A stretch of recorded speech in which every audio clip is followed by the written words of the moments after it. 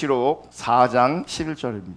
요한계시록 4장 11절 우리 한 목소리로 읽겠습니다. 우리 주 하나님이여 영광과 존귀와 권능을 받으시는 것이 합당하오니 주께서 만물을 지으신지라 만물이 주의 뜻대로 있었고 또 지으심을 받았나이다 하더라. 아멘. 자, 오늘은 참된 예배 30번째 시간이고요. 오늘은 지난주에 이어서 우리가 추구하는 찬양과 경배의 가치에 대해서 살펴보겠습니다. 찬양과 경배의 가치란 우리가 드리는 예배 배후에 있는 가치관을 말하는 겁니다.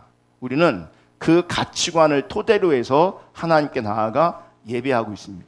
그래서 우리가 추구하는 찬양과 경배의 가치, 예배의 가치를 요약하면 이렇습니다.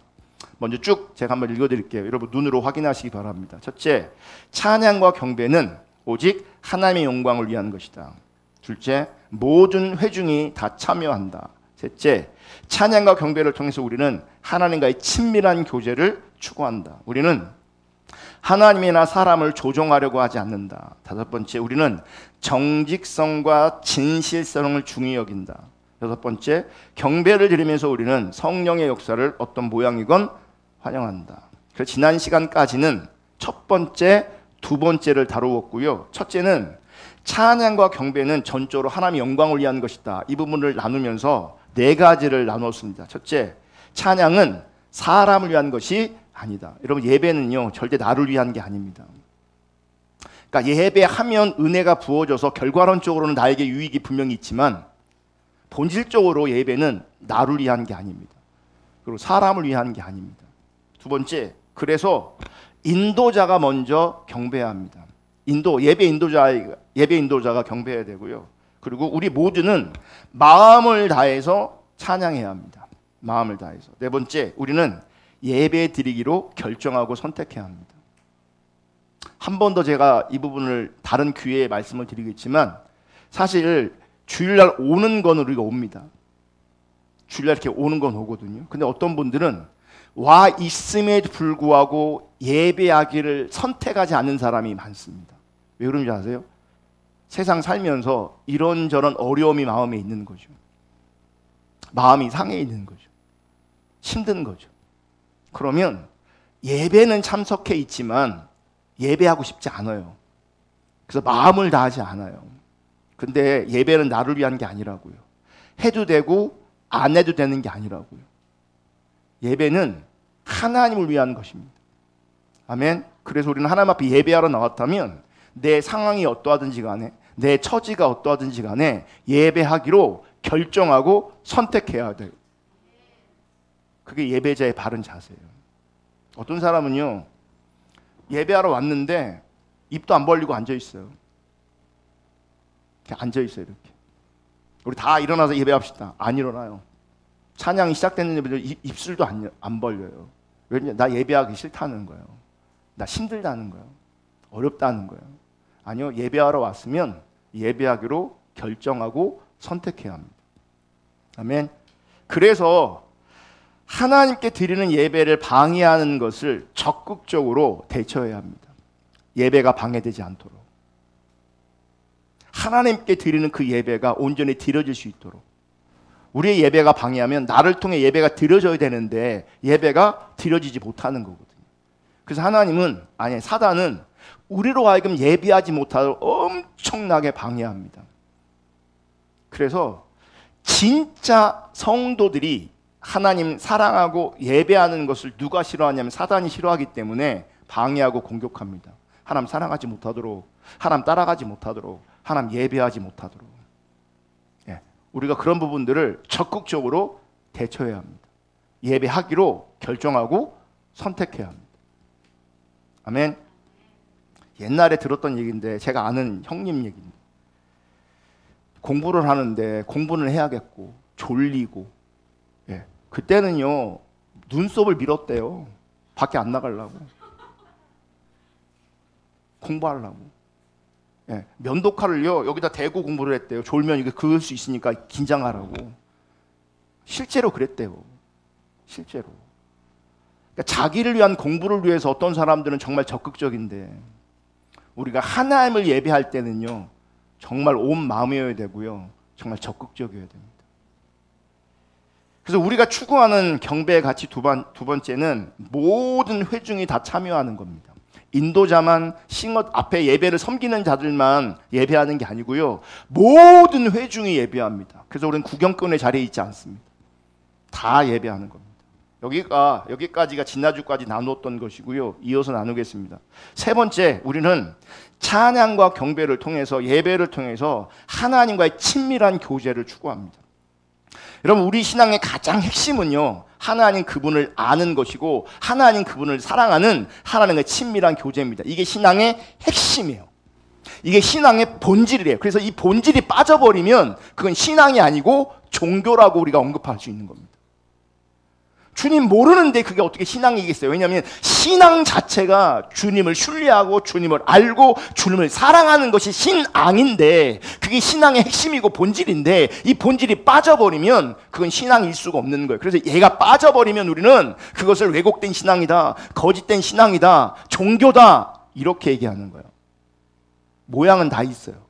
언어도 똑같아요. 표현도 똑같아요. 분위기도 똑같을 수 있어요. 눈물이 있을 수 있고 은사도 나타날 수 있어요. 근데 이 본질이 빠지면 그건 신앙이 아니에요. 에이든 토주 목사님도 나는 가짜인가 진짜인가 라는 책에서 진짜 신앙은, 진짜 성도는 현재, 지금 하나님과 친밀한 교제를 추구한다 라고 말합니다. 지금이에요. 지금 내가 지금 그분을 추구하지 않으면, 지금 주님 알기를, 지금 주님 사랑하기를, 지금 주님과 함께하기를, 지금 주님을 따라가기를 선택하지 않으면, 그게 실제가 아니면 나는 가짜일 수 있는 가능성이 큰 거죠. 그래서 복음은요, 항상 현재형입니다. 복음은 현재형이고 구원도 현재형이고 주님과의 친밀한 교제도 현재형이어야 되는 겁니다. 많은 성도들이, 오늘날 많은 이 사람들이 과거는 실제합니다. 구원 받았대요. 구원의 확신이 있대요. 과거는 분명히 얘기하는데 얘기하지 못하는 영역이 어딘지 아십니까? 지금이에요. 지금 구원이 현재형이지 않으니까, 과거에 기쁨이 있었는데, 구원받음의 기쁨이 있었는데 지금 그 기쁨이 없어요. 과거에 놀라운 은혜가 있었고 놀라운 응답이 있었고 놀라운 하나님의 경험이 있었는데 지금은 없어요. 놓쳐버린 거예요. 지금 신앙은요, 구원은요, 복음은 항상 과거, 어제 일이 아니라 지금이에요. 현재예요. 지금 내 안에 하나님이 없으면 난 타락한 거예요. 지금 내가 하나님을 예배하지 않으면 난 예배자 아니에요. 지금이라고요. 어제 이런 은혜가 있었습니다. 옛날에 이런 은혜가 있었습니다. 옛날에 내가 이렇게 놀랍게 사용되었습니다. 그거 지금 하나도 의미 없어요. 실제로 그래요. 출애굽 놀라운 일이 있었는데도 불구하고요, 홍해 앞에 섰을 때 그 출애굽은요, 그들에게 아무런 영향도 없었고 의미도 없었어요. 홍해를 지나갔는데요, 물 없으니까 출애굽한 것이, 홍해를 지난 것이 그들에게 지금 아무런 의미도 없고 영향도 없어요.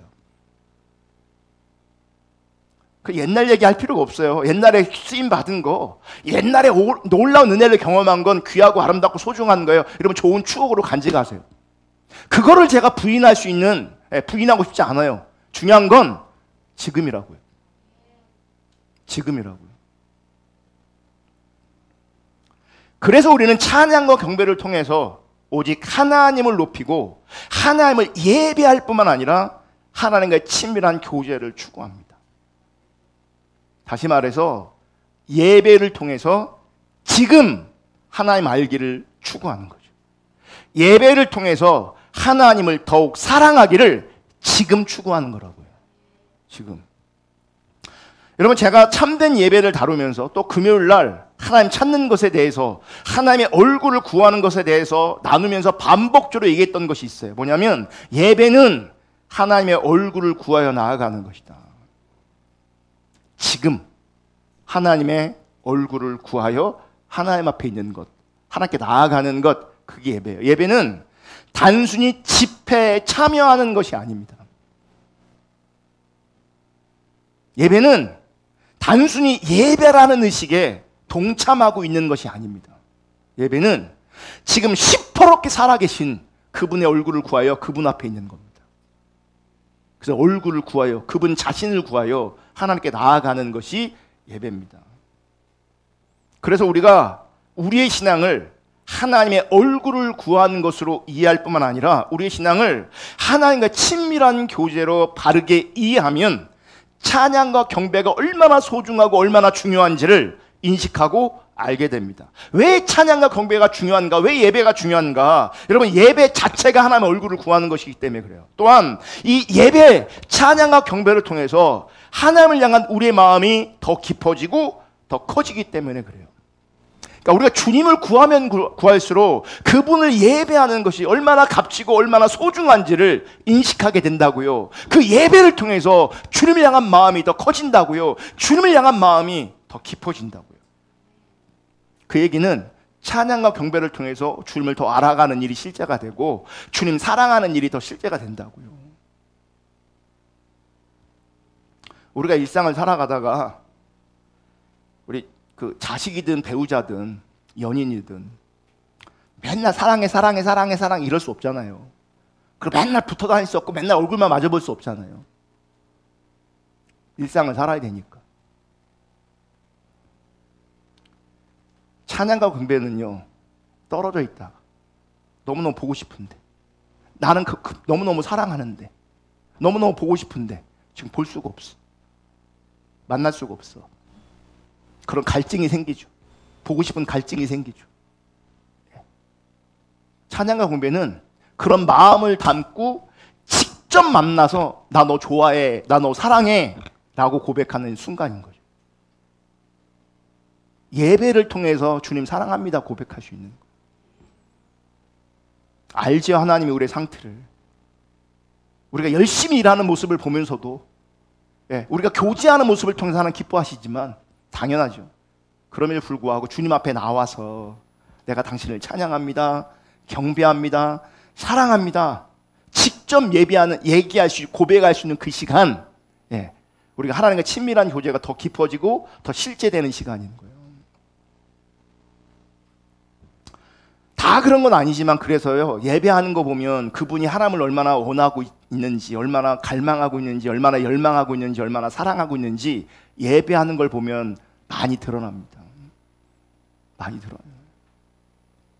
반면에 우리의 신앙을 전통적으로 내려오는 몇 가지 종교적인 어떤 절차를 행하는 것으로 이해하고 우리의 예배를 몇 가지 절차, 순서를 시작했다 마치는 것으로 이해하는 사람들은요, 찬양과 경배의 중요성을 전혀 보지 못합니다. 이런 사람들이 이제 엉뚱한 얘기합니다.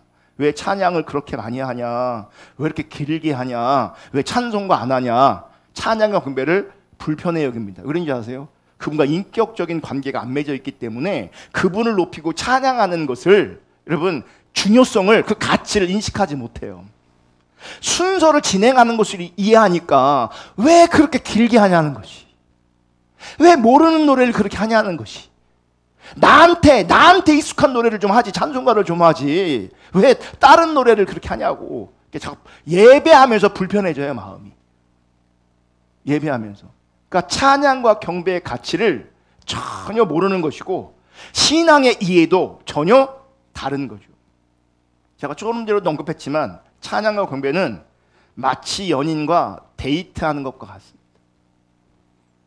여러분, 데이트할 때 그 사이에 누가 끼는 거 우리가 원합니까? 원하지 않습니까? 여러분, 정말 우리가 사랑할 때 있잖아요. 정말 우리가 사랑할 때 그 누구도 그 사이에 그 관계에 끼어드는 걸 원하지 않습니다. 마찬가지로 우리가 하나님을 예배할 때 나도 마찬가지지만 하나님도 우리 사이에 그 누구도 그 어떤 것도 끼어드는 것을 원하지 않습니다. 그리고 끼어들지 않아야 그게 진짜 데이트죠.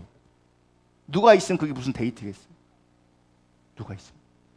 그래서 사랑할 때는요, 둘만 있기로 하는데요, 이제 인간이 타락해지잖아요. 결혼하고 타락해집니다. 그럼 둘이 있기를 너무너무 힘들어합니다. 놀러 가도 누구 같이 갈 사람 없는가 찾습니다.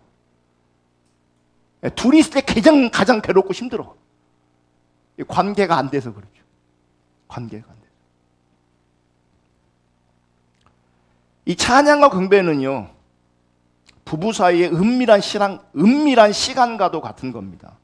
그러니까 데이트는 어쩌라고 해서 불가피한 상황 가운데 네가 낄 수도 있지만, 이런 부부 간의 은밀한 시간은요, 정말 아무도 끼면 안 되는 거예요. 예배는 그와 같은 거예요. 우리가 드리는 이 시간에 드리는 찬양과 경배는 그와 같은 거예요. 오로지 나는 하나님만 집중하고 하나님은 나에게만 집중하는. 아멘. 근데 이 둘 관계 안에 누가 더 원하는가? 우리가 원하는 게 아니고요, 하나님이 더 원하세요. 나는 너와 함께하고 싶어. 나는 너의 예배 가운데 거하고 싶어. 누가 더 원하냐면 주님이 더 원하셔서요. 여러분, 정말 간절함으로 열망함으로 내가 하나님을 신앙의 바른 이해를 가지고 바르게 찬양과 경배로 나아가면 그분이 원하시기 때문에 그분이 나에게 반드시 오세요. 데이트하는 현장이 된다고요, 예배가.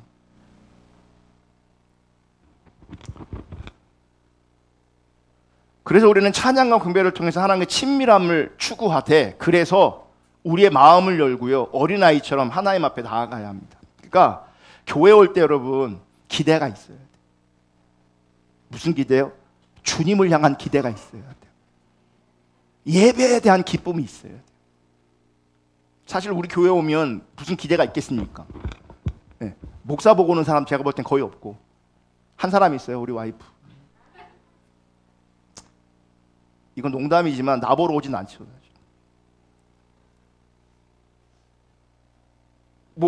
공간이 이쁘고 뭐 그렇습니까? 뭐가 있습니까? 뭐가 있어요? 그러니까 어떤 면에서는요, 교회 올 때 아무런 생각이 없는 것이 어쩌면 너무 당연할 수 있어요. 그리고 이제 속에서 올라올 수 있죠. 놈들은 주일날 쉬는데 나는 왜 아침에 일찍 일어나야 되나? 왜? 그러면서 이제 부모를 잘못 만났어. 이제 끌려오는 인생들은 그러겠죠. 이제 부모를 잘못 만나서 끌려와서. 많은 경우요, 사람들이 기대가 없어요. 근데 주님을 사랑하면, 예배를 하나님의 얼굴을 구하는 것으로 이해하면, 예배를 데이트로 이해하면, 부부간의 은밀한 시간으로 그런 것으로 그렇게 이해한다면 기대가 되겠죠. 소풍 가기 전에 어렸을 때 기대하잖아요. 잠도 안 오잖아요. 저는요, 깜짝 놀란 게, 군대 가서 밥 되게 맛없거든요. 밥이 되게 맛이 없어요. 배고프니까 먹는 거예요. 때 됐으니까 먹는 거거든요. 그래서 6주 훈련 받고 자대 배치를 받고 나왔는데요, 깜짝 놀란 게 뭐냐면, 훈련소에는 그렇게 한 번도 안 나왔는데 자대 갔더니 햄버거 빵에 딸기잼 발라갖고요, 감자 튀겨갖고 이렇게 해갖고 먹는 거예요. 아침을 그걸 우유랑.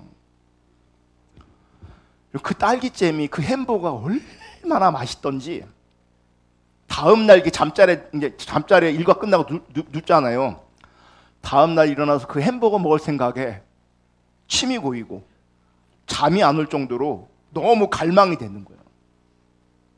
그 햄버거가 뭐라고, 그 딸기잼이 뭐라고. 여러분, 주님 사랑하잖아요. 예배를 앞두고요, 내가 예배자로 하나님 앞에 서는 것에 대한 이런 어떤 거룩한 긴장이 있어요. 갈망이 있어요. 잘 드리고 싶은, 온전히 드리고 싶은 갈망이 있다고요. 아멘. 마음을 열고요, 어린아이가 아버지 앞에 나아갈 때처럼 그렇게 나아가야 되는 거예요. 아멘. 다윗에게 그런 모습이 있어요. 법궤가 들어올 때 그 하나님이 너무 기뻐서, 그 하나님의 임재를 상징하는 그 법궤가 들어오는 것이, 하나님 그분이 우리 가운데 함께하는 것이 기뻐서 춤추며 찬양합니다. 그게 어린아이같이 하나님을 향해서 마음이 열려 있는 거죠. 마태복음 19장 14절에 보면 이렇게 말씀하세요. 예수께서 이르시되 어린아이들을 용납하고 내게 오는 것을 금하지 말라. 천국이 이런 사람의 것이니라 하시고. 천국이 누구의 것이라고요? 어린아이의 것이라고요. 어린아이. 여러분, 제가 어떤 영상을 봤는데 대통령한테 나갈 때요, 다 경직돼 있습니다. 다. 근데 어떤 영상 속에 대통령 앞에 막 뛰어오는 사람이 있대. 두 팔 벌고 막 뛰어오더니요, 대통령한테 이게 안기더라고. 누구겠어요? 손주. 누가 딸이래요? 다 큰 애들은 안 그래요. 손주예요, 손주. 손주가 할아버지 하면서 안기죠. 그게 어린아이 같은 마음.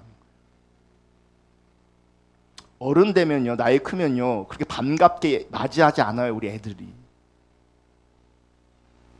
반갑게 안 한다니까요. 들어오면 들어오는 것보다 나가면 나가는 것보다 서로 관심도 없어. 근데 아이들은 안 그래요. 할아버지 하고 나아간다. 우리가 그렇게 주님께 나와야 된다고요. 더 리얼한 모습이 있어요. 반려견들. 뭐 기가 막혀요. 자기 주인의 차 소리를 알아요. 엔진 소리를 알아요. 차 소리만 나도 벌써 꼬리가 헬리콥터가 돌아. 문 앞에서 파닥파닥 뛰고 있어요. 그게 주인을 갈망하는 거잖아요. 주님을. 죄송한데 우린 개보다 못해. 주님 그렇게 열망하냐고요. 주님이 그렇게 반가우냐고요. 개는요, 제가 옛날에 진돗개를 한번 키웠는데, 제가 이제 우리가 잘 못 키운 거죠. 뭐 예방주사도 안 놔주고 해서 옛날식으로 키운 거예요. 얘가 병이 걸렸어요. 무슨 병인지 모르겠어요. 그 돈도 없으니까 병원 치료받기도 그렇잖아요. 그 시대는 무슨 돈 주고 병을 고친다, 이게 뭐 말이 안 되는 거거든요. 그래서 어떻게 저렇게 해갖고요, 그게 무슨 항생제인지 뭔지 제가 주사를 매일 놔줬어요. 주사를 매일. 껍데기를 이렇게 들고 거기다 이제 하는 거예요. 기운도 하나도 없는데 애가 걷지를 못해요. 일어나지를 못해요. 근데 제가 주산으로 가잖아요. 그 힘든데도 불구하고요, 꼬리를 이렇게 흔들어요. 반갑다고. 다 죽어가는데.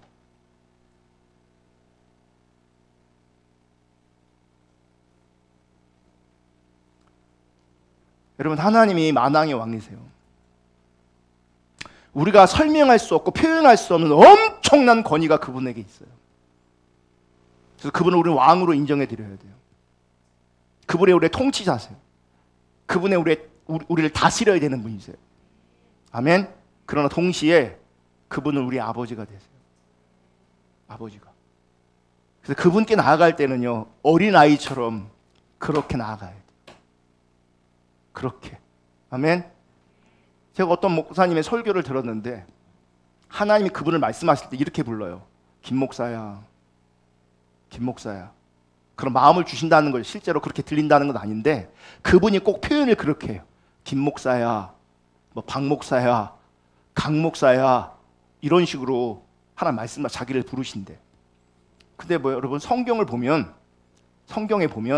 하나님이 이사야를 부를 때 이사야 선지자야, 예레미야 선지자야, 이렇게 부르지 않아요. 이름을 불러요. 하나님 앞에서 우리의 직분은 의미가 하나도 없어요. 제가 교회 공동체 안에서 가르치는 직분이 주어져서 여러분한테 목사일지 모르겠지만, 하나님 앞에 제가 목사일 수가 없어요. 하나님 앞에는 그냥 요한이에요. 그러니까 제가 그분의 음성을 듣는다면 아들아 혹은 요한아, 이게 맞는 거지, 하나님 나한테 강 목사야 이렇게 부르지 않는다고요.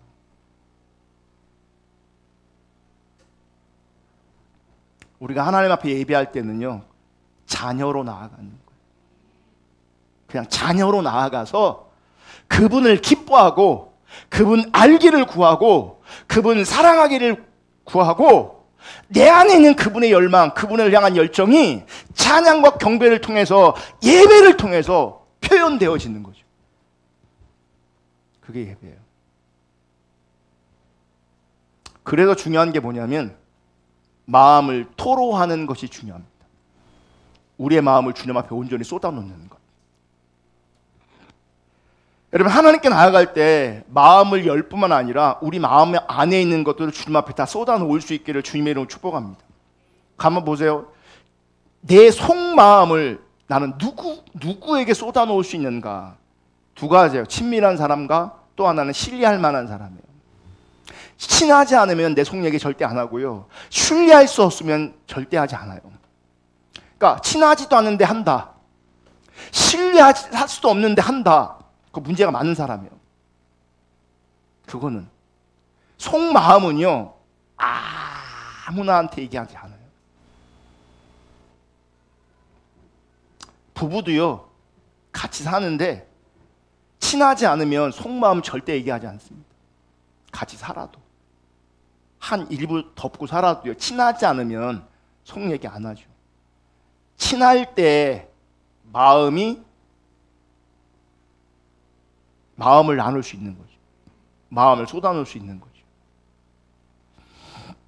다윗이 참 귀한데 시편을 보면 다윗의 이런저런 시편들이 막 나옵니다. 그런데 그 다윗의 시편을 보면 그 안에 그의 기쁨, 환희, 감사, 낙심, 좌절, 고민, 분노, 아픔 이런 모든 것들을 하나님 앞에 토로하는 걸 봅니다. 그래서 다윗이 하나님과 친밀하는 거예요.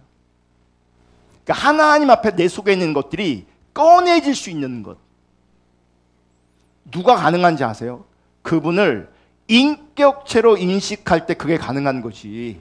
그분을 인격체로 인식하지 않으면 그분 앞에 내 안에 있는 이 감정들, 여러 가지 감정들을 그분 앞에 드러낸다는 거, 끄집어낸다는 거 결코 쉬운 게 아니에요. 다윗이 왜 친밀하냐? 그걸 다 쏟아냈기 때문에 그래요. 쏟아낼 수 있어서 그랬던 거예요. 이 부분에 관련해서 한 가지 제가 분명히 말씀드리고 싶은 것이 있는데, 원망과 불평은 속마음을 쏟아내는 게 아니에요. 다윗은 원망하고 불평하는 게 아니라 내 안에 있는 어려움들, 기쁨들, 낙심들, 고민들, 분노들, 아픔을 하나님 앞에 쏟아놓은 것이지 원망하고 불평하는 게 아니에요. 원망과 불평이 위험한 이유 중에 하나가 뭐냐면, 하나님은 사랑이신데, 하나님은 전능하신데, 하나님은 완전하시고, 하나님은 거룩하신데, 그분 앞에 원망하고 불평한다는 얘기는 당신 틀렸습니다. 당신 사랑이 아닙니다. 당신 온전하지 않습니다. 당신 거룩하지 않습니다. 라고 고백하는 것과 말하는 것과 똑같은 거예요. 광야 이스라엘 백성들이 실패한 이유 중에 하나가 뭔지 아세요? 가장 실패한 이유 중에 하나가 그들은 광야 생활 가운데 늘 원망하고 불평했어요. 힘들다는 건 얘기할 수 있어요. 하나님 앞에. 그분이 우리 아버지인데, 여러분 힘들면 힘들다고 얘기하세요. 괴로우면 괴로운 거 얘기하세요. 얘기하는 것만으로도요 힐링이 돼요. 왜 오늘날 현대인들이 우리 내면이 이게 복잡하고 어두운 줄 아십니까? 쏟아놓을 데가 없는 거예요. 쏟아놓을 데가 없어요. 하나님 당연히 안 되지. 그러면 눈에 보이는 그 어떤 사람들 중에 쏟아놓고 싶은데, 우리는요, 특별히 우리 문화는요, 술 안 먹으면 쏟아놓을 수가 없어. 쏟아놓을 데가 없다니까. 내 마음을, 진짜 내 아픔을 쏟아놓을 데가 없고, 사는 게 너무 지치고 힘들어서 내가 뭐가 아픈지도 모르는 사람이 태반이에요. 내가 뭐가 아픈지, 뭐가 힘든지, 뭐가 복잡한지 정확하게 자기 진단도 안 된 인생이 너무 많아요. 그러니 쏟아놓는 것도 안 되는 거예요. 그러니까 아프면 우리가 병원 가잖아요. 아프면 분명히 아픈데 아픈지를 몰라요. 이게 너무 쌓여서 그 아픔에 너무 익숙해져서 그런지 몰라도, 아픈데 그 아픔을 끙끙끙 견뎌서 그런지 모르지만 그 아픔을 눌러놔서 병원을 가야 사는데 안 간다고요. 우리가 주님께 가야 돼요. 주님께 가서 내 마음을 쏟아놔야, 내 마음을 드릴 수 있어야, 그래서 그분이 내 마음을 만지셔야 우리가 회복되는 거예요. 우리가 찬양과 경배를 통해서 우리 마음을 다 드려야 돼요. 그 고백이 나의 고백 되어져서 주님께 다 드려져야 된다고요. 아멘.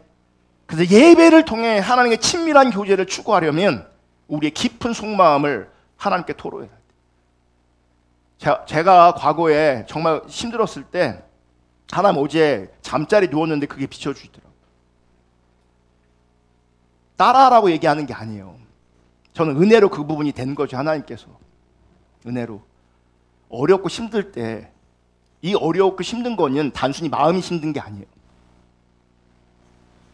경제적으로도 그렇고 모든 상황이 힘들고 어려울 때 사람 앞에서 웃게 하시고 하나님 앞에서 울게 하셨어요. 내가 그러고 다녔더라고. 사람 앞에서 웃고 하나님 앞에서 울고. 이게 무슨 얘기인지 아세요? 내 아픔, 내 어려움, 내 탄식, 내 문제 사람 앞에 얘기하지 않았어요. 하나님 앞에 얘기하는 거예요. 사람들 앞에서 웃고 다녔다니까요. 아무도 내가 그렇게 힘든지 어려운지 몰라요. 아무도. 웃고 다니니까.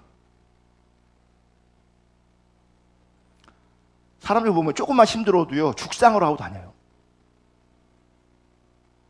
보면 그렇게 힘든 것도 아닌데, 그거 그렇게 힘든 것도 아닌데, 살다 보면 있을 수 있는 일인데, 뭐 세상이 무너질 것 같은 어둠의 이 어둠 가운데 있어요. 이렇게. 여러분 바라기는요, 사람들한테는 웃을 수 있고 하나님 앞에 울 수 있는 그런 은혜가 부어질 수 있길 축복합니다. 하나님 앞에 마음을 쏟으면요 이것처럼 안전한 게 없어요. 그분 앞에 울면 그분이 오세요. 그분이 나를 만지세요. 제가 정말 그 내적 치유하면서 자주 얘기하지만 여러분, 사람은요 내 마음을 절대 만져줄 수 없습니다. 사람은 그 어떤 인간도 나를 온전히 만져주는 인간은 거의 없습니다. 그런 사람이 있다면 그분은 하나님 사랑하는 사람이기 때문에 하나님의 관점으로 아버지의 마음이 부어져서 그게 보이기 때문에 섬기고 위로해주고 격려하는 것이지, 하나님 없는 인생 가운데 내 마음을 만져줄 수 있는 인생은 그 어떤 인간도 하나도 없다는 것을 여러분 믿음으로 받아들일 수 있기를 주님으로 축복합니다. 절대적 진리로 믿으시기를 주님으로 축복합니다. 아무도 없어요. 정말 아무도 없어요. 주님밖에 없어요. 제가 예배 가운데 정말 마음이 저리도록 어떤 표현을 고백하면 마음이 이렇게 와닿고 소위 말하는 은혜가 되고 마음이 더 간절해지는 표현 중에 하나가 뭔지 아세요? 사랑합니다 뭐 이런 것도 있지만 그 중에 하나가 주 같은 분이 없어요.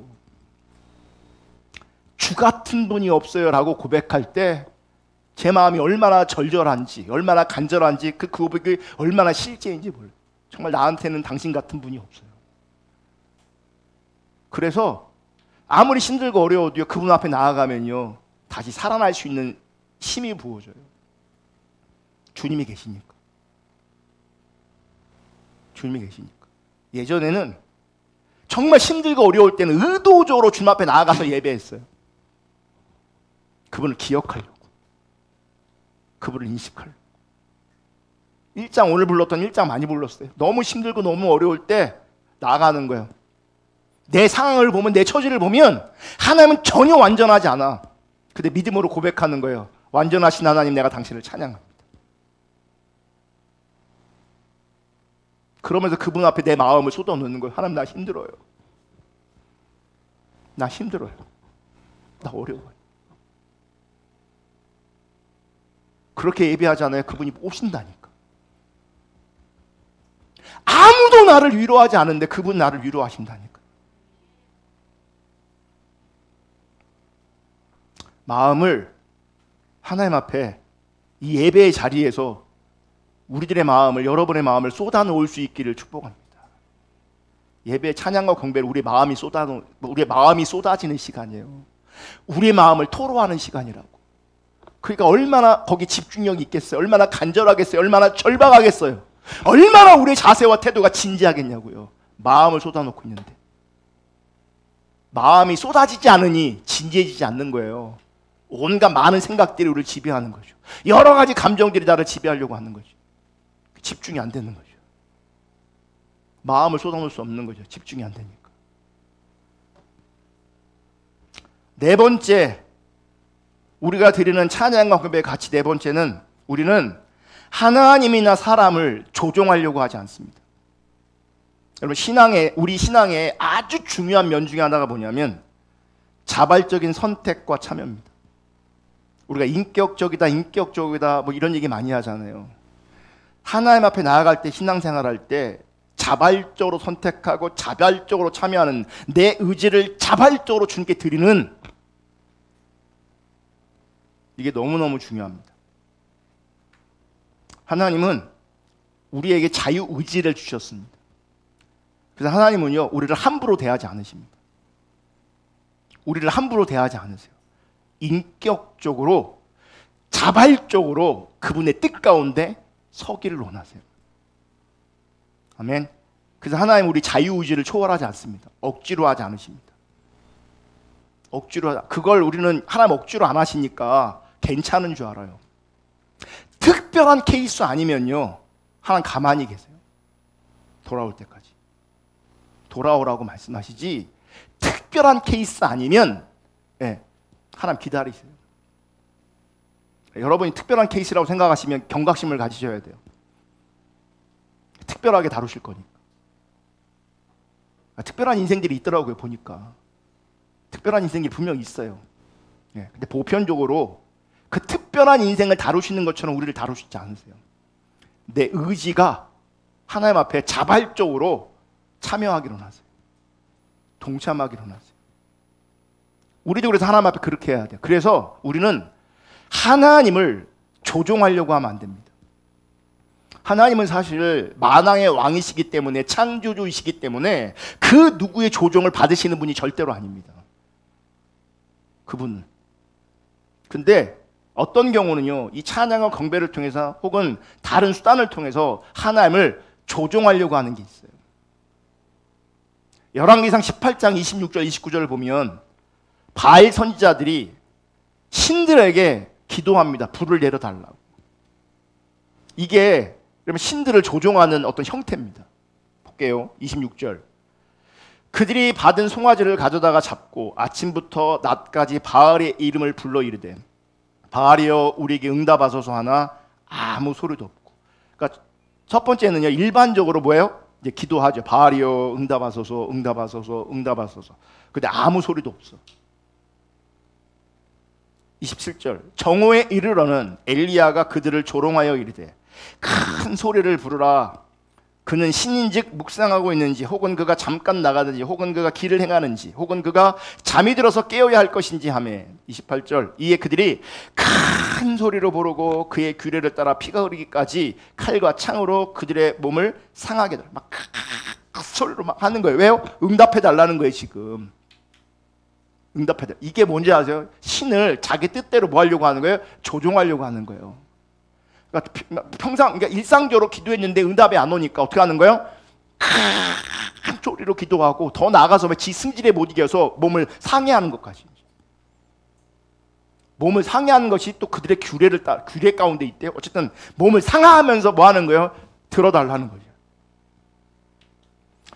이같이 하여 정오가 지났고 그들이 미친 듯이 떠들어 저녁 소재 들을 때까지 이르렀으나 아무 소리도 없고 응답하는 자나 돌아보는 자가 아무도 없더라. 나중에 어떻게 돼요? 미친 듯이 떠드는. 미친 듯이. 왜요? 응답해 달라는 거예요. 불이 떨어지게 해달라는 거예요. 우리가 이런 형태는 아는데 성격이 똑같은 게 있어요. 내가 뭔가 바라고 원하는 게 있어. 작정 기도해. 그래도 안 돼? 금식 기도해. 그래도 안 돼? 가출해. 기도원 애가. 그게 뭐예요? 말은 기도인데 한편으로는요, 자기가 뭐 하는 거야? 자기가 원하는 것을 이뤄내려고 하나님 앞에 나아가서 휴의하는 거죠. 그게 하나님 조종하는 거예요. 그런 게. 여러분, 참신앙은 하나님을 조종하지 않습니다. 하나님 그분의 뜻을 구합니다. 하나님 그분의 뜻을 구한다고. 어떤 사람들은 그래서 찬양과 경배를 드리되 예배하되 하나님으로 하여금 자기들이 원하고 바라는 것을 행하도록 하기 위해서 예배하는 사람이 있다면 그 예배는 그 예배를 통해 혹은 찬양과 경배를 통해 하나님을 조종하려고 하는 거죠. 내가 예배 잘 드리면 하나님께서 복 주시고 은혜 주시고 내 문제를 해결하시고. 그러니까 이런 교회일수록 성공이요 전투적입니다. 그래서 여러분 이게 진짜 교회냐 가짜 교회냐 가만히 보시면요, 비인격적인 용어를 많이 사용하는 교회는요, 그거는 문제 많은 교회예요. 예배 성공, 기도 성공. 예배를 어떻게 해야 성공하는 건데, 기도를 어떻게 하면 성공하는 건데, 내가 예배를 성공한 것처럼 인식하면 그 성공에 대한 보답으로 하나님께서 복을 주시고 응답해 주시고 역사해 주시는 거냐고요.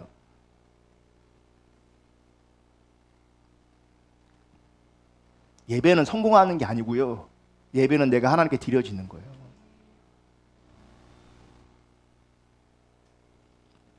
그 어떤 것을 통해서 내가 원하는 것을 이뤄내려고 한다면 그건 하나님을 조종하려고 하는 거죠. 말도 안 되는 거죠. 그게 기도든 찬양과 경배든 그 어떤 것이든. 특별히 부흥사들이요, 성령의 역사를 행할 때 하나님을 조종하는 경우가 되게 많습니다. 불 받아라! 자기가 불을 주는 사람 같았고, 자기가 불을 어떻게 줘요? 불러 막 이러고 다녀요. 막 이러고 다녀. 자기가 불 주는 사람이에요. 그 외국물 먹었다고 요즘 또 달라진 게 파이어! 막 이래요. 만화 같아. 애들 막 이러잖아요. 파이어! 막 이런단 말이에요. 자기가 불 주는 사람이냐고. 그러면 성령님께서 오시는 거냐고요. 네?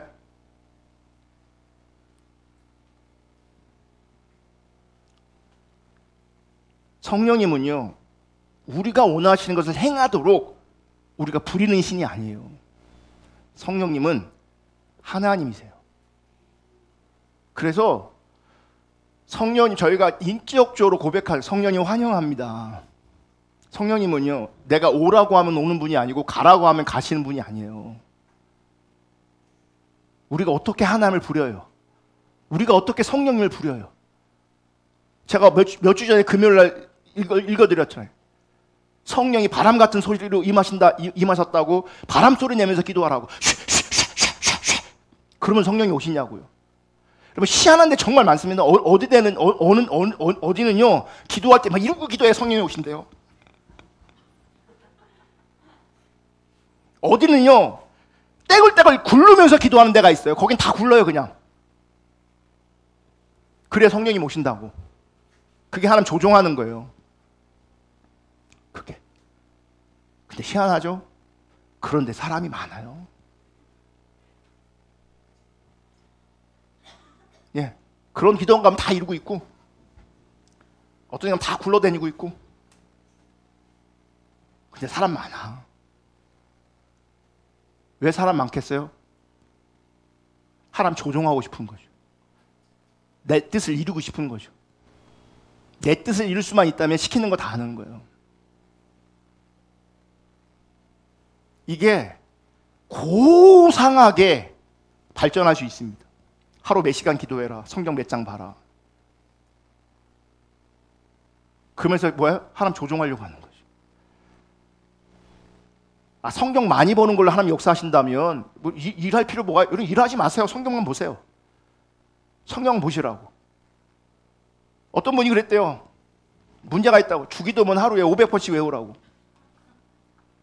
아니, 주기도문을 500번 외워갖고 문제가 해결되고 복 받을 수 있다면 누가 안 하겠어요? 그게 진리라면 나부터 하겠어. 나부터. 목회 안 하고 주기도문만 외우고 있지. 카운트 세면서.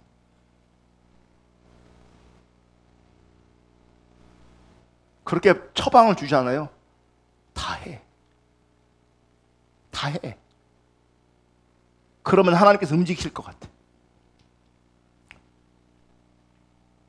우리 시대에 문제가 많은 어떤 목사님이 있는데, 그때는 과거에 언젠가는 그분이 이렇게 문제되지 않아갖고요, 한국에 그분이 집회를 하면 목사님들 제일 많이 모였고 대형교회는 안 간 교회가 없어요. 그분이.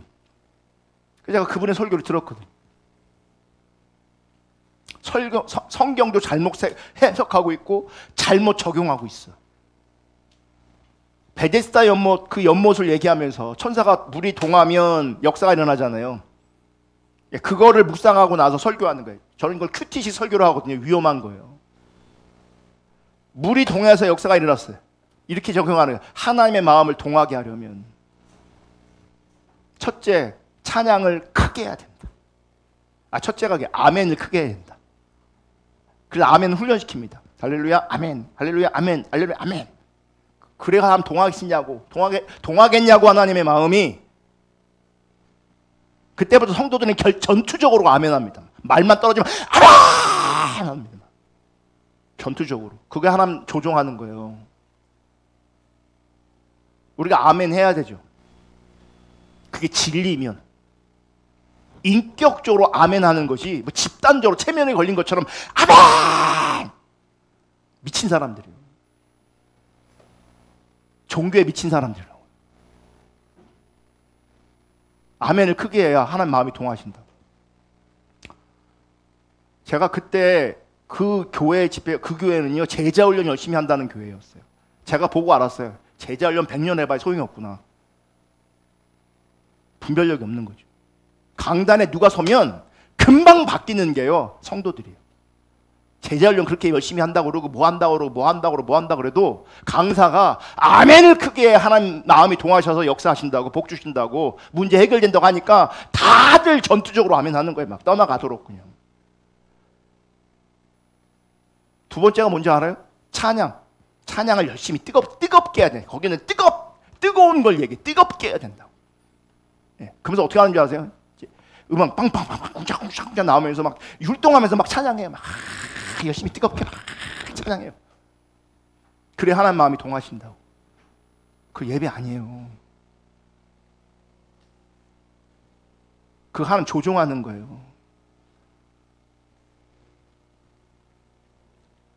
우리는요 예배하러 나왔을 때 하나님에게 뭐 달라고 내가 뭐 원한다고 이건 나중 문제고 중심에서 우리는요 하나님 알고 하나님 사랑하기만을 구해요.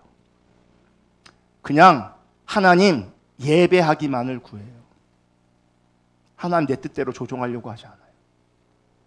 아멘. 또 하나님 앞에 하나님 음성 듣기를 원해요. 하나님의 뜻을 구하는 거죠. 하나님 알기를 구하면서 하나님 사랑하기를 구하면서 하나님 뜻을 구하는 거예요. 그리고 하나님 뜻 앞에 내가 조종하는 겁니다. 하나님이 조종하는 게 아니고요 내가 조종하는 겁니다.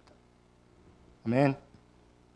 그래서 예배는 특별히 찬양과 경배는 하나님을 조종하는 수단이 절대 아닙니다. 우리는 사람을 조종하려고 하지 않습니다. 많은 경우 찬양을 가지고 사람을 조종하는 경우도 있습니다. 그러니까 감정에 호소하는 거죠. 감정에 호소해서 자기들이 원하는 예배의 분위기를 만들어내는 거예요. 그래서 그런 분위기가 나오면 하나님이 함께 하신 예배가 되고 집회가 되는 거죠. 그래서 그런 분위기를 만들려고 애쓰고 힘씁니다. 여러분 우리가 주님 앞에 나아가 예배하면 하나님의 은혜와 사랑 때문에 인격체이신 그분 때문에 우리의 감정이 회복되기도 하고 우리의 감정이 반응하기도 합니다. 그건 아름다운 것입니다. 하지만 감정주의는 나쁩니다. 감정주의는 의도적으로 감정을 불러일으키려고 하는 거죠. 그리고 상대방으로 하여금 자기가 목적하는 바를 행하도록 하는 것입니다. 상대방을 이용하는 거죠. 가스라이팅, 그루밍 같은 그런 얘기 요즘 많이 하잖아요. 그렇게 상대방을 이용하는 거죠. 감정을 자극해서. 요즘에는 복과 저주를 통해서 사람들을 조종합니다. 그거 다 가짜입니다. 그러니까 찬양을 통해서 예배한다고 하지만 하나님께 관심은 없고요. 사람한테 있어요. 어떤 관점에서요? 이 사람들이 울어야 되는데, 이 사람들이 막 마음이 열려야 되는데, 이 사람들이 이렇게 반응해야 되는데, 뜨거워져야 되는데, 열정적이 돼야 되는데, 거기에만 관심이 있는 거죠. 그렇게 또 몰아가는 거죠. 분위기를 그렇게 만들어가는 거예요. 그래서 그런 집회일수록, 그런 예배일수록요, 사람을 향한 말이 참 많아요. 우리 교회는요, 예배가 시작되면 30분 내내 사람을 향해서 거의 얘기하지 않습니다. 왜요? 예배 인도자나 회중이나 우리 모두는 그냥 하나님 예배하기 때문에 그래요.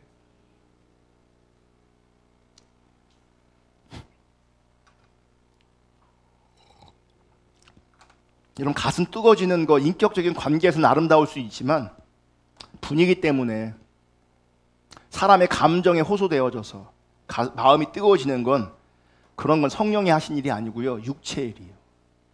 그냥 마음이 뜨거워지는 건요, 그거는 세상에서도요 얼마든지 돼요. 그거 아세요? 그 콘서트 현장 가면요 기절하는 사람도 있어요. 그게 하나님의 임재입니까? 아니잖아요. 눈물 흘리는 사람이 있어요. 펄쩍펄쩍 뛰는 사람들이 있어요. 근데 그게 하나님의 임재가 아니잖아요. 근데 종교를 가지고 신앙을 가지고 그런 식으로 연출되면 우리는 하나님이 하셨다, 성령님이 함께 하셨다, 그렇게 표현하는 거죠. 얼마든지 인간이 만들어낼 수 있는데.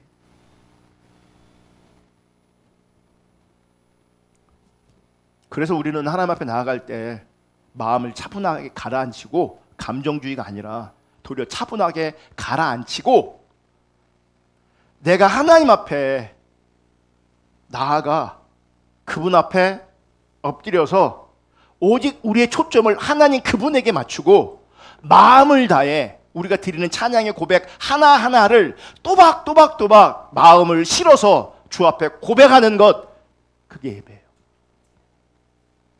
내 마음이 주님께 있어요. 마음이 차분하게 가라앉힌 다음에 그 가사를 통해서 내가 주님 앞에 드려져야 되는 거예요. 제가 옛날에 사역하면요, 의도적으로 선곡을 할 때 앞부분을 신나게 합시다, 신나게 하는 것 자체를 가장 반대하는 게 아니에요.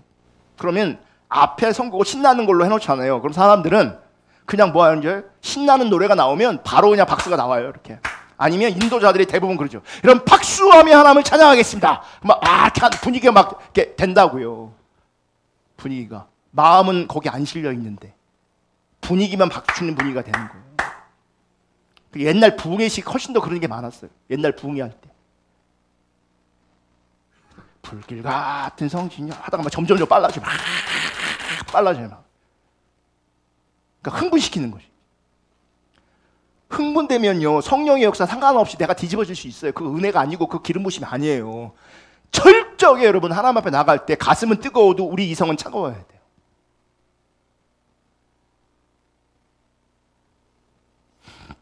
근데 머리도 가슴도 그냥 뜨겁기만 해. 그거 되게 위험한 거예요.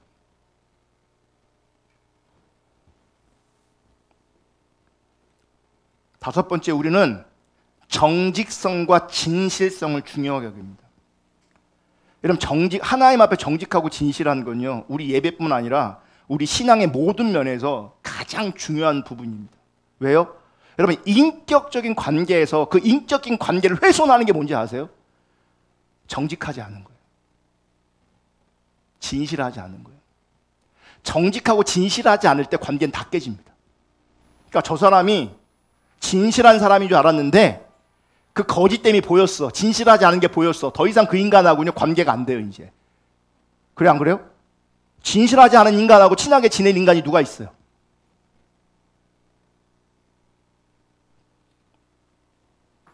그래서 정직성과 진실성은 하나님 앞에서도 너무나 소중한 가치이기도 하지만 우리 삶에서도 매우 중요한 가치입니다. 요한복음 1장 47절에 보면 예수님께서 나다나엘을 통해서 하나님이 기뻐하시는 마음에 대해서 말씀하고 있어요. 볼게요. 요한복음 1장 47절. 예수께서 나다나엘이 자기에게 오는 것을 보시고 그를 가리켜 이르시되, 보라, 이는 참으로 이스라엘 사람이라 그 속에 간사한 것이 없다. 뭐가 없대요? 간사한 것이 없대요. 간사한 것이 없다라는 말은요, 쉽게 말하면 진실하다, 겉과 속이 같다, 간교하지 않다, 속이지 않는다, 거짓이 없다, 이런 말이죠. 하나님이 저를 한참 다루실 때, 지금도 다루시지만 여러분, 하나님 다루실 때 가장 하나님이 공을 들이시는 부분이 있어요. 하나님이 나에게 오셔서 나를 다루실 때 공 들이는 게 있어요. 그게 뭔지 아세요? 우리 악한 본성과 우리 선하지 않음을 하나님께서 그것을 알게 하시고 보게 하시고 인정하게 하셔요. 그거 하나님께서 우리 삶에 엄청나게 공들이시는 하나님의 일이세요.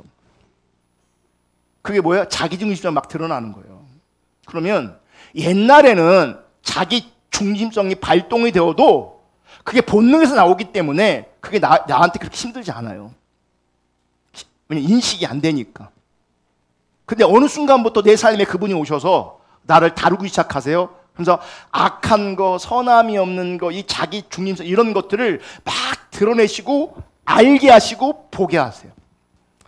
그러니까 어떤 상황과 처지 속에서 그냥 그런 게 막 드러나니까 저는 너무너무 힘든 거예요. 특별히 모양으로 뭐 죄지는 게 아니에요. 옛날에 나를 향해서 보지 못했던 그 악함들, 이런 것들이 막 보여지는 거죠. 막 여러분 정말 힘들어요. 너무너무 힘들어요. 제가 너무너무 힘들어서 하나님 앞에 기도했어요. 하나님, 나 너무 힘들다고. 나를 변화시켜 달라고. 사울을 다메섹 도상에서 변화시켰던 것처럼, 순간 변화시켰던 것처럼 나 너무 힘들다고 죽을 것 같다고. 나 이대로는 못 살겠다고. 좀 나를 순간 좀 변화시켜 달라고. 정말 절박하게 기도했거든. 그랬더니 그 기도 가운데 하나님께서 이런 마음을 주시는 것 같아요. 그래도 사울은 간사하지 않았단다. 그러니까 저 개인적인 경험이요. 간사하지 않았다. 이 얘기 뭔지 아세요? 너는 간사해. 너는 간사해. 너는 정직하지 않아. 너는 진실하지 않아. 그래서 너는 더 빚어져야 돼. 너는 광야가 필요해. 너는 다루심이 필요해. 그러니까 금방 되지 않아요. 내 안에 악함이, 내 안에 이 자기중심성이 금방 변화되지 않아요. 더 봐야 돼요. 사실은 더 힘들어야 돼요. 정말 이 선함이 하나도 없는 나를 제대로 봐야 돼요. 조금 보고 나는 선함이 없어요. 나는 교만해요. 아니요, 진짜 보잖아요. 진짜 보기 시작하잖아요. 살맛이 없어요. 살맛이 안 난다고요. 너무너무 힘들다고요. 우리는 그런 얘기를 웃으면서 해요. 제가 자기중심적이잖아요. 제가 교만하잖아요. 하나도 못 보는 거예요.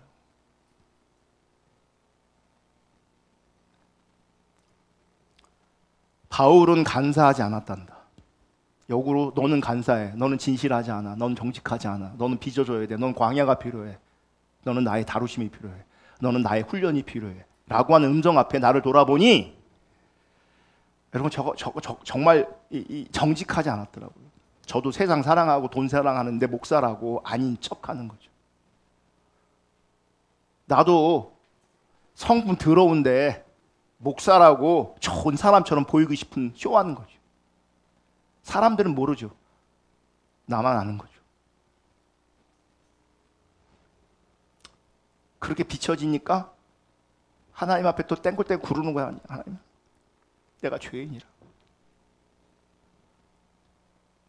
여러분, 단순히 하나님 앞에 말과 행동이 정직하고 진실한 건 너무나 당연한 겁니다.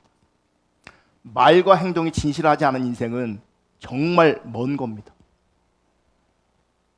정말 먼 거예요. 여러분, 우리의 상태가 하나님 앞에 진실해야 돼요. 근데 우리의 상태가 하나님 앞에 정직하지 않습니다. 어떤 면에서? 하나님은 너 이게 죄야.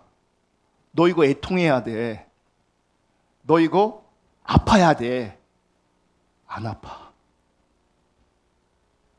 우리의 상태가 지금 정직하지 않아서, 진실하지 않아서 말로는 동의하지만 내 존재가 동의하지 않아서 애통함이 안 옵니다. 문제가 많다고. 나 문제 많아요. 진짜 문제 많은 게 나한테 인식되잖아요. 정직하게 애통하게 돼 있어요. 존재가, 상태가 정직하지 않으니 당신 문제가 많다고. 문제 없는 인간이 어디 있어요? 그래요, 나 문제 많아요. 어쩌라고요? 이런다고요. 정직하지 않은 거예요. 그 진실하지 않은 거예요. 하나님이 나의 악함을, 나의 선함이 없음을, 나의 타락을, 나의 하나님 없음을 지적하면 정직한 사람은 맞아요. 내 안에 하나님이 없어요. 내가 주를 떠났어요. 내가 타락했어요. 애통하는데, 그래서 엎드리는데 하나님 없다고, 타락했다고, 선함이 없다고 그 얘기를 들으면 승질이 나.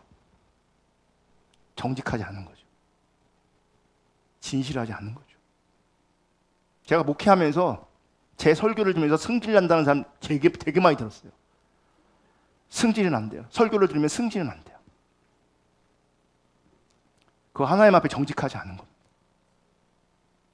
그거 하나님 앞에 진실한 게 아닙니다. 내가 지금 왜곡되어 있고 타락해 있기 때문에 지금 승질이 나는, 제대로 보면 그 승질 날 일이 아니잖아요. 내 안에 하나님 없다는데 승질이 납니까? 내가 주님을 떠났다는데 승질이 납니까? 내가 교만하다는데 승질이 납니까?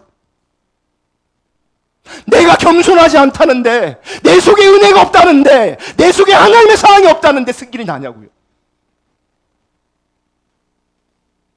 그건 가슴을 찔 일이지. 그건 하나님 앞에 엎드릴 일이고, 그건 하나님 앞에 울어댈 일이에요.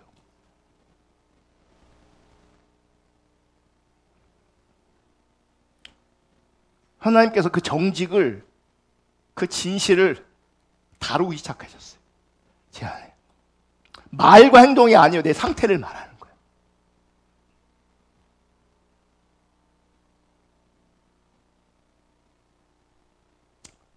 여러분, 우리가 찬양할 때, 특별히 예배할 때 우리의 말은 옳아요. 왜냐면 고백이 다 성경적이잖아요. 얼마나 아름다워요, 우리의 고백이.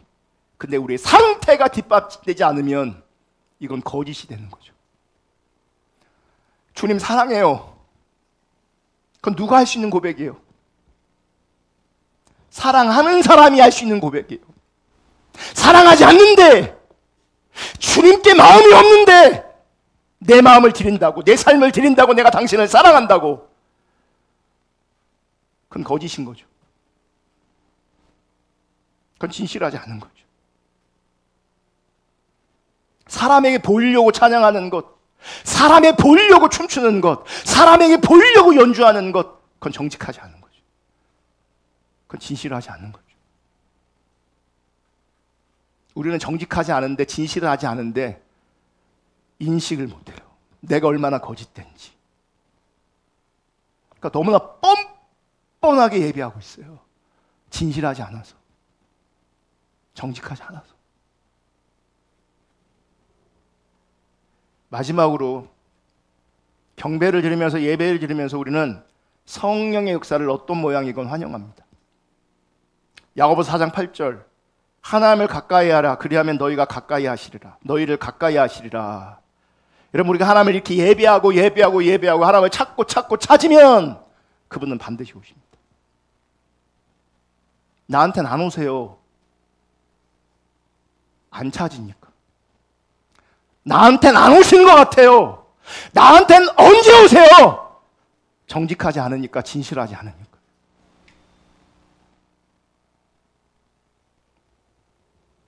바라기는 우리 대전 포도나무교에 속한 여러분 모두 한 분 한 분 한 분이 바르게 예배하기로 합니다. 바르게 예배하면 그분이 우리 가운데 오십니다. 아직까지 우리 가운데 부족한 게 많아요. 저도 부족한 게 많아요. 단 우리의 중심에서부터 부족하지만 연약하지만 주님 예배하기로 작정하고 결단하고, 우리에게 주신 그 예배의 가치관을 따라 그 예배의 가치를 토대하여 주님께 나아갈 때, 우리는 할 수 없지만 그분이 우리 가운데 행하실 겁니다. 그분이 우리를 빚어가실 겁니다. 그분이 우리를 온전케 하실 겁니다. 인생 잘 사는 거 다른 거 없어요. 예배하면 돼요. 바르게 예배하면 돼요. 온전히 예배하면 돼요. 그 예배자들을 주님께서 인도해 가실 거예요. 우리 찬양하고 기도하겠습니다. 우리